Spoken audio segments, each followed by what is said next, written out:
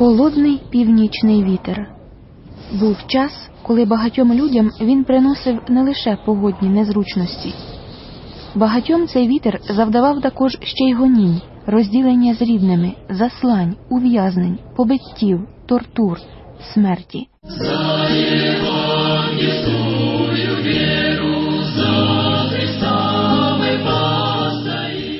Усім страждальцям за Христа, загиблим і живим, присвячується цикл радіопрограм під назвою «Вони це пережили».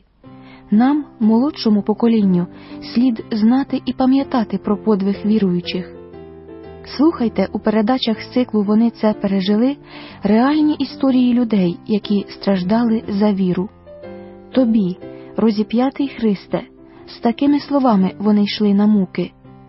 Тобі, розіп'ятий, але воскреслий Христе, ця програма про них.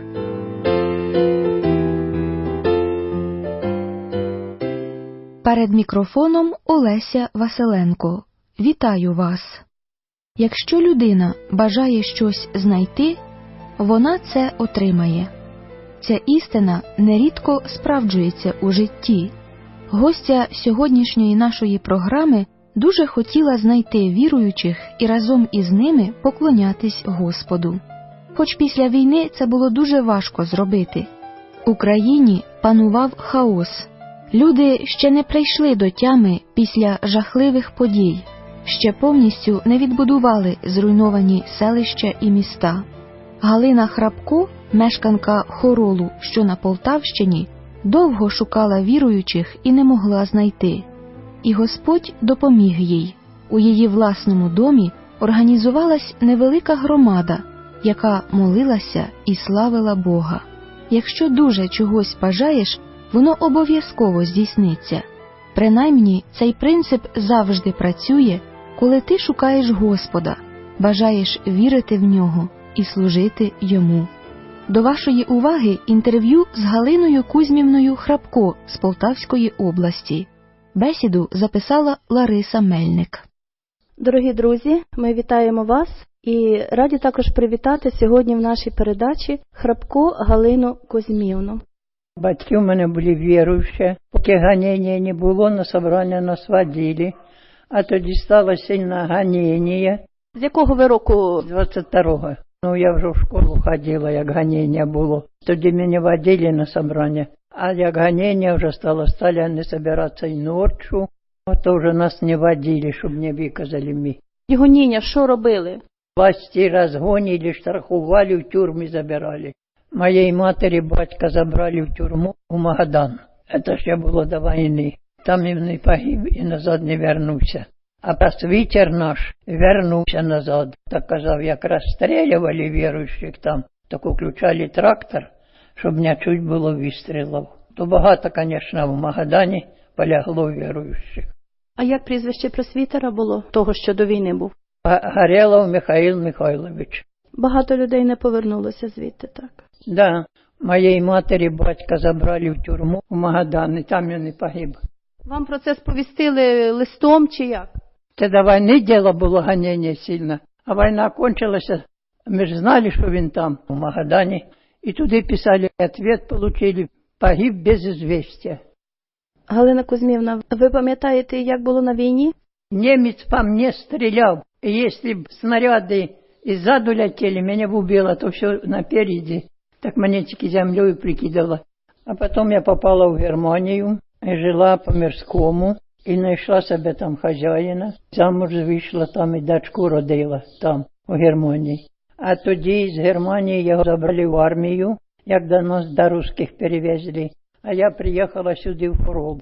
І шукала віруючих, і ніде не знайшла. Там у Германії кормили дуже плохо, кілограм хліба на неділю давали. І 15 фунтів картошки на місяць. Ну, ми, звісно, на полі робили, в кармани брали і варили. Скажіть, а там була можливість молитися чи церкву відвідувати? Да, там не запрещали, там ми співали і молилися. І там просвітер на фабриці. В неділю вихідні були, і церковь в лісосмугу виходили, і там молилися.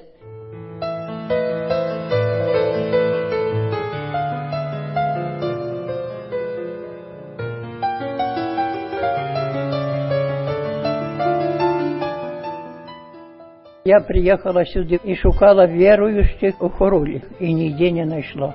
А чому ви вирішили шукати віруючих? А того, що батьки ж віруючі були, я боялася, щоб не вмерти невіруючою. І почала шукати тут віруючих, де не питаю, нема, ніде нема. Ну, а потім один раз йшла я з города, і со мною одна старушка йшла. І каже: Галя, ти телевізор дивишся? Кажу: ні, я телевізора не дивлюся, кажу, Біблію читаю. І на це ти хорошо робиш, бо її батьки були віруючі. І ми стали вдвох із нею читати Біблію, і вдвох стали молитися. Я живу біля магазина, то й на кожен день у магазин же по хліб ходила і заходила до мене. І ми молилися вдвох, і потім присоединилася ще одна сім'я. Уже нас стало 4 душі.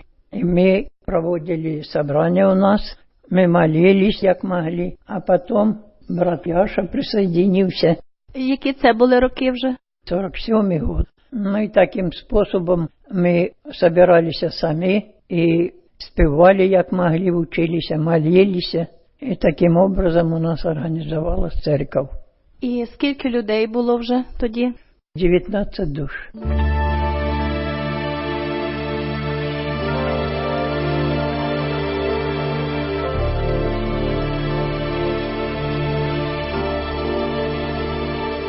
Ну і як далі ваша церква розвивалася вже після війни? Яша ось був проповідником, краснорон читав Біблію у Хоролі. І ми збиралися самі, і молилися, і просили Бога, щоб церква відкрилася. А ваша мама дочекалася ще того, що ви повірили, стали християнкою? Да, дочекалася. Бо я їздила від селя на родину в гості, і я покаялася, і хрещення прийняла, і сюди приїхала, шукала віруючих. Знайшла я у Миргороді і їздила туди. Тоді і транспортів таких не було. А як кажуть, чого шукаєш, то знайдеш. І пішки ходила. І стало сильне гоніння, то у 12 часов ночі преподавали переломлення. То ми там і ночували у Миргороді. А можливо, ви пам'ятаєте, як приймали хрещення в ті роки? Бо це теж захід публічний мав би бути. Але ж не можна було. Як приймали хрещення? Ночью приймала хрещення. А як уже сюди я переїхала і тут жила, дали свободу, що днем хрещення преподавали. У вас є діти? Дочка і 2 сини. Дочка віруюча, а сини невіруючі. Один у Донбасі живе, один у Хоролі живе. Ну, молюсь кожного разу, прошу Господа, щоб відкрив йому разум і щоб навів на його страх. Тільки якщо маєш страх, то тоді йдеш до Господа. Галина Кузьмівна, ми дуже дякуємо, що ви погодилися прийняти участь у нашій передачі. Я знаю, що це вам було не дуже легко, тому що ви здалеку йшли, добирались. Нехай Бог вас благословить, щоб вся ваша родина, вся ваша сім'я була з Господом. І щоб ви мали віру до останніх хвилин, секунд вашого життя. Будьте з Господом завжди. Цього тільки й хочу. Молюся і прошу, сяжу Біблію читаю. Ходите ще й в зібрання, так? Ну, от вже я не можу дійти, а таксі визивають, а на таксі приїжджаю. Не кожен неділю, особливо як переломлення. Ну, нехай Бог вас благословить. Так. Дякую вам.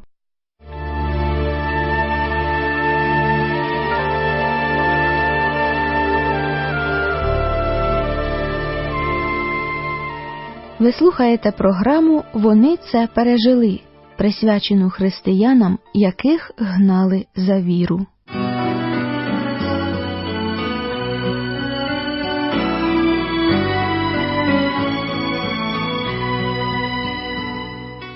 І на скелі оцій побудую я церкву мою, і ворота пекла не здолають її. Церква села Шевченкове, що на Одещині, має дуже цікаву історію. Багатьох гонінь за віру довелося пережити братам і сестрам із цієї громади. Церква зростила багатьох активних служителів Господніх, які зробили свій внесок у справу благовістя і які постраждали за віру в Бога. Згодом ми розповімо вам історії деяких з них. А сьогодні пропоную вам розповідь про церкву села Шевченкового, описану в книзі Мойсея Остапенка. Я впевнена, почуте не залишить вас байдужими. Фрагмент книги зачитає Олександр Чмут. Хто це така, що вона виглядає немов та досвітня зоря, прекрасна як місяць, як сонце ясна, як полки з прапорами грізна. Христос від свого імені висловлює захоплення своєю нареченою, церквою. Найкращими словами характеризує, яка вона прекрасна і водночас грізна, як полки з прапорами. Ісус має на увазі, що церква в усьому світі як армія. Вона перебуває в стані війни. Церкву оточили вороги, і її втягнено в постійну війну з ними. Віруючі, борці цієї армії, у церкви є знамена. Євангеліє Христа – знамено. Любов Христа – знамено. Вона грізна для своїх ворогів, коли в ній є відважні воїни. Так, 28-го року Господь побудував свою церкву, і ось уже 80 років громада села Шевченкового, Блага Звістка, звіщає Євангеліє спасіння, бореться і відстоює інтереси свого нареченого Ісуса Христа.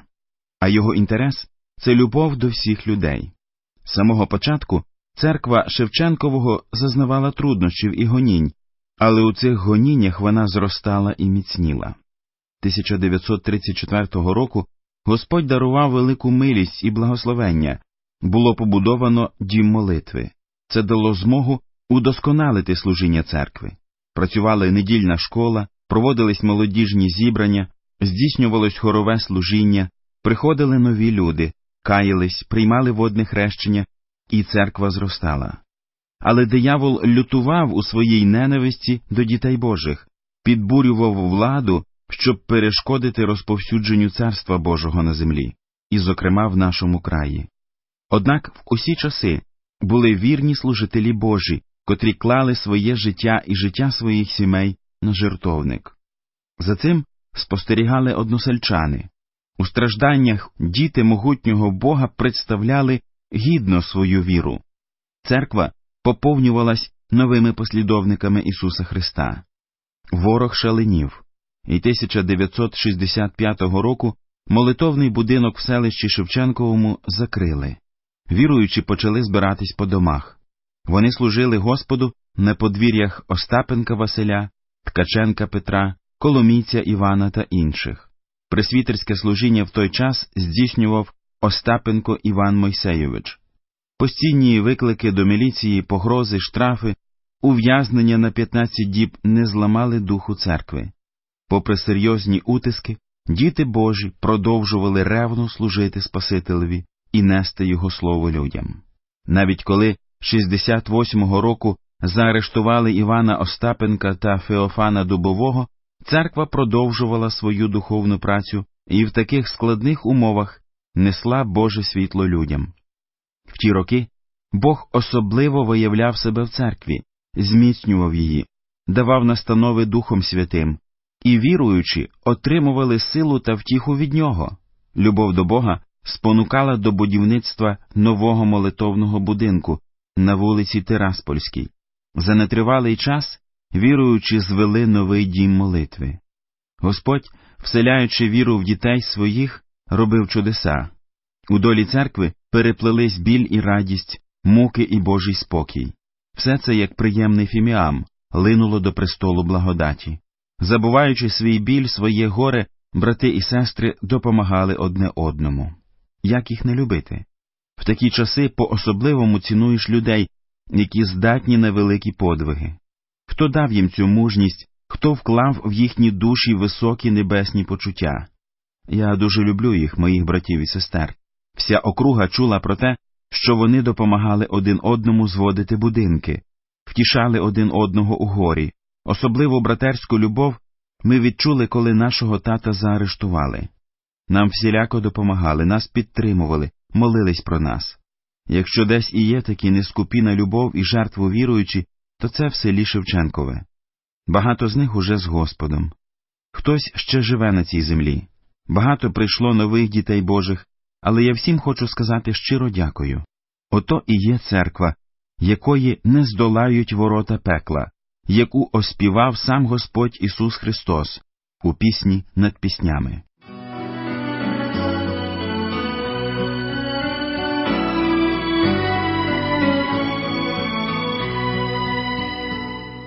До нас не приходила така кількість відвідувачів, як в Єрусалимську церкву. Але все ж таки люди каялись і приймали водне хрещення.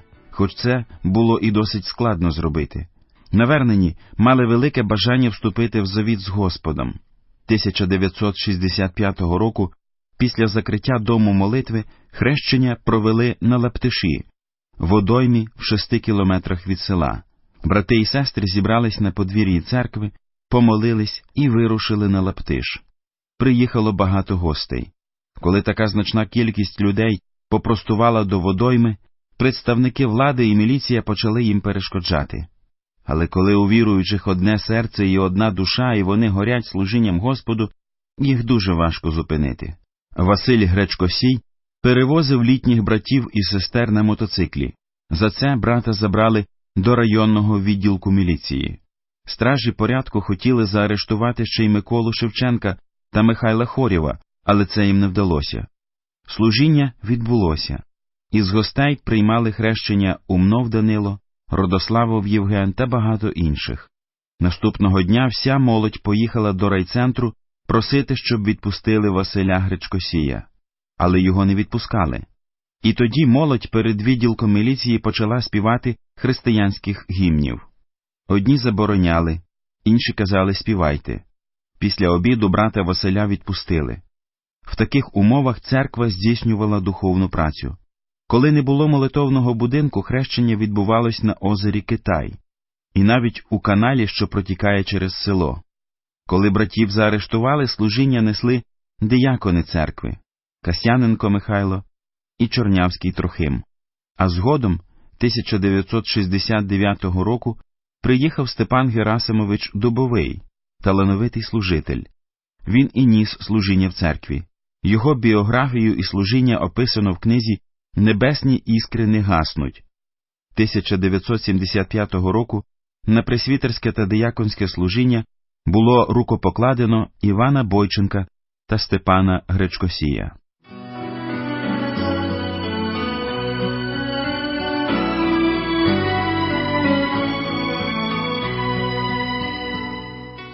Ви слухали уривок з книги члена церкви села Шевченкового Мойсея Остапенка.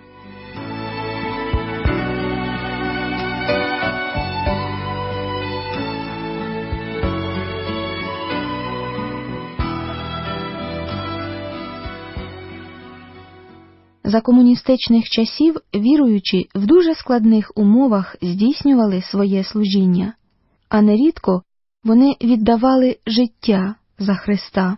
В багатьох країнах такі переслідування тривають ще й досі. До вашої уваги рубрика «Набат».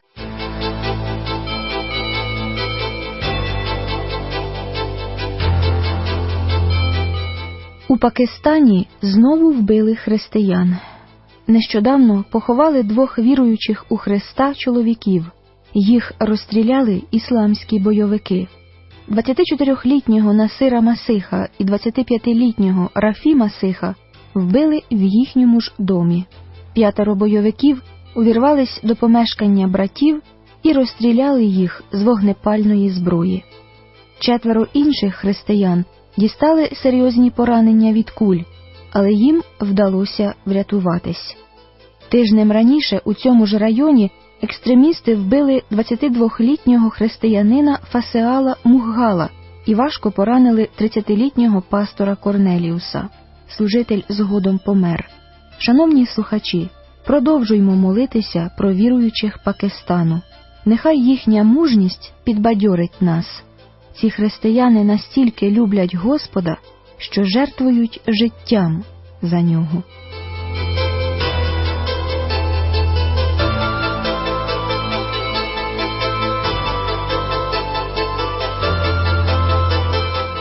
Дії святих апостолів, 21 розділ.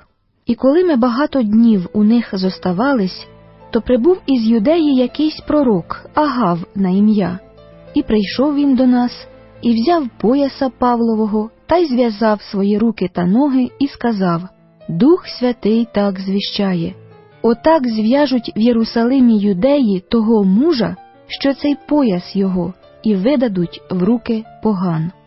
Як почули ж оце, то благали ми та тамтешні Павла, щоб до Єрусалиму не йшов.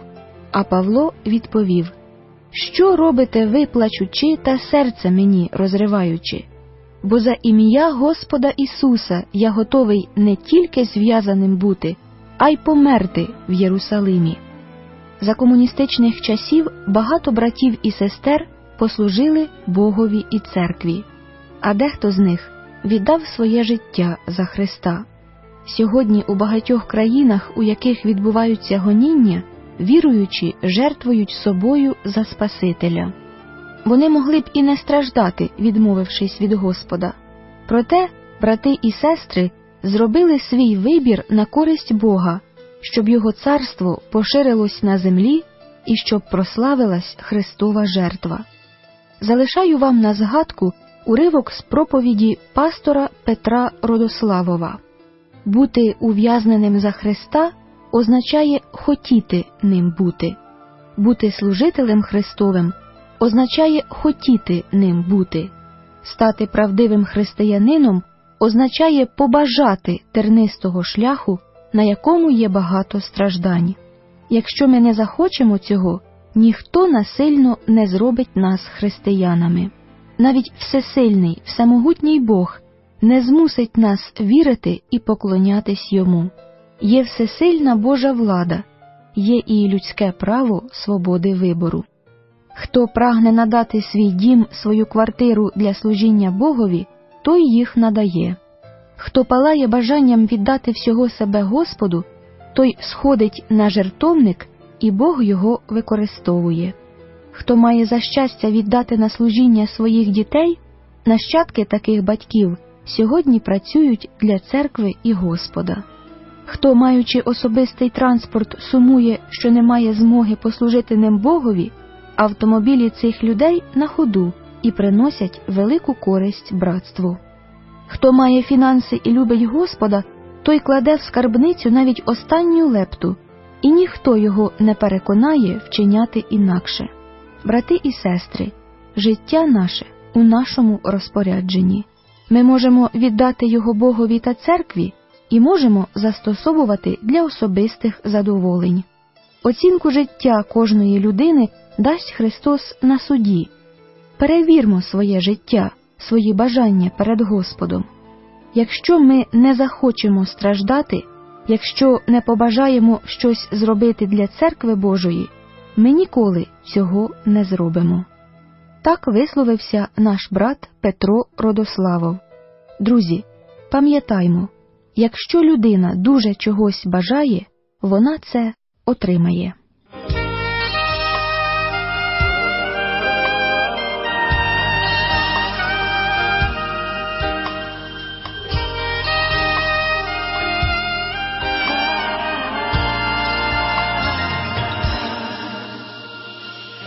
Я хочу тебе сказать, что желаю все отдать тебе, Господь, и жизнь всю посвятить. Всеми силами служить, Твоей кровью дорожить, и каждый миг у ног Твоих пребыть.